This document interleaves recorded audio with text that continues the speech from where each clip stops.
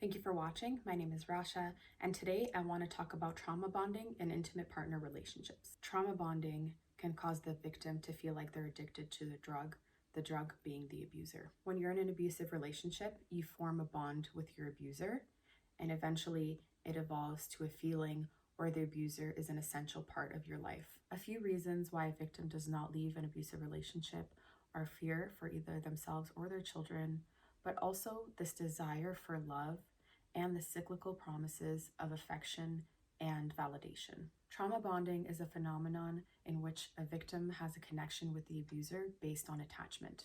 This also includes hormones that are triggered and affected during the abusive relationship. During the stressful moments, the victim is found to have very high cortisol levels. The victim feels like they're on edge and that the abuser might hurt them or abandon them if they don't listen to them. The victim sometimes feels like they're desperately seeking that reward hormone, dopamine, which is the pleasure hormone. When the abuser gives the victim affection, they're rewarded with dopamine, further reinforcing the traumatic bond. Trauma bonding is a relationship that is created as a result of negative experiences such as physical, verbal, or emotional abuse. A healthy relationship can be formed before the traumatic bonding happens. The reason why victims of abuse willingly remain in hostile relationships is due to the psychological notion of survival. When we suffer trauma, we emotionally shut ourselves off and don't allow ourselves to take action. There's a feeling in becoming numb and resorting to our primitive instincts to cope.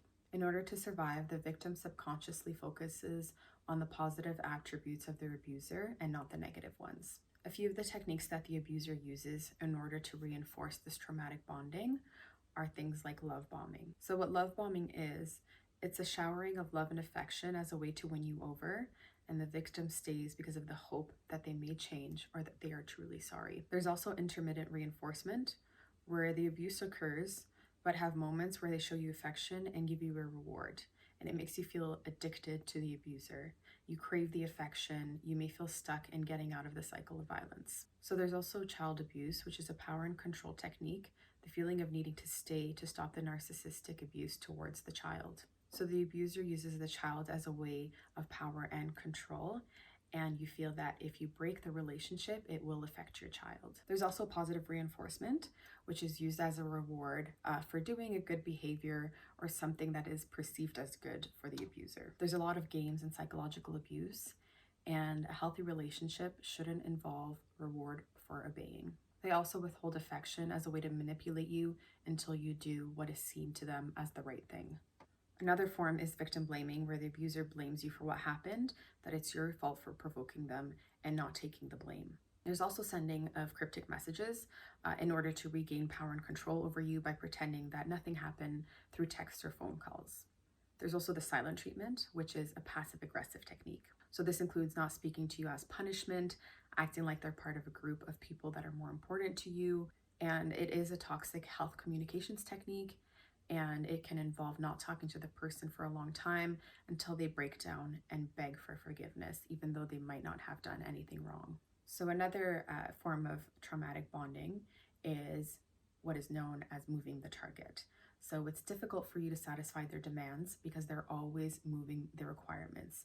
So when you try to apologize, it's moving from one feeling that you're showing to another, or find another reason to point out a pattern of non-performance that they are alleging that you have, and makes you feel like that's not good enough or that you're not good enough. So all of this is in order to maintain the power over the victim, and the best way to spot the behavior is to dissociate from the abuse. So emotional abuse is often mistaken for love by those who are trapped in a cycle of abuse in the relationship. It's easy to overlook the abuse when it is masqueraded as someone who's caring for you. So many people feel trapped in the abusive relationship because they don't realize what they're experiencing, because mental abuse often beats you down into ignoring various types of trauma as love. When you're holding out to be loved, you can easily become drawn to an abusive relationship and misread the signs as love instead of abuse. Being attached through a trauma bond can feel magnetic and captivating when you're feeling lost love for someone. It is attachment through the wound. So if you experience abuse from a caregiver who also loved you, you learn to associate love with abuse. So this became the template for you and how you learned to relate to others and relationships. You have this expectation that in order to feel loved, you get abused. and you see yourself as bad and deserving of punishment, so you must be good to get the love that you want. You end up attaching to abusive partners with the wish to be good enough for them, so you get the love and approval that you were looking for. What comes to mind with that one is what we often hear as people becoming attached to those who are seen as mean to other people but have a soft spot for you. But what it is, this person is showing their true colors with how they treat other people, but you get attached to them because of the way that they're treating you, and you see that maybe you're able to change them, or that they have that love and affection for you, and that you're special for receiving the love that they might not show to other people. So acknowledging the abuse creates the fear of abandonment from the lost love object and awakens the original pain. That becomes further defended against with denial and self-blame, which is why also it is hard to admit in the first place that you are in an abusive relationship. So some signs of trauma bonding are things like, he didn't mean to get angry, it was my fault. He puts up with me and he still loves me. He had a terrible childhood, I feel sorry for him. I can help him to change with love and support. He deserves a fair go. He doesn't mean to hurt me. And you're blaming yourself for the abuse. So with relationships that involve trauma bonding, the victim feels that they need to minimize and deny the abuse in order to uphold the positive image of the perpetrator, while distorting the reality and being misguided by fantasy love, not real love. So in order to either prevent the trauma bonding from happening or to spot it before a relationship occurs, it's always good to take your time to get to know someone and find out about their past, to never jump straight into the relationship because it feels good initially. Look out for the red flags, such as feeling pressured or controlled. Ensure you can be respected for your boundaries, so that whenever you set those boundaries, you don't feel like you're being manipulated in order to cater for the abuser, but knowing that you're able to set those boundaries with no exception. To be careful that you are not being sold a charming person to reel you in and hook you. And to be careful when all the ex-partners are labeled as crazy, that nothing is their fault or they're the victim in the relationships that they've previously had. True love is not abusive, nor do you distort the way that you see yourself or your partner in order to fit the fantasy of being loved.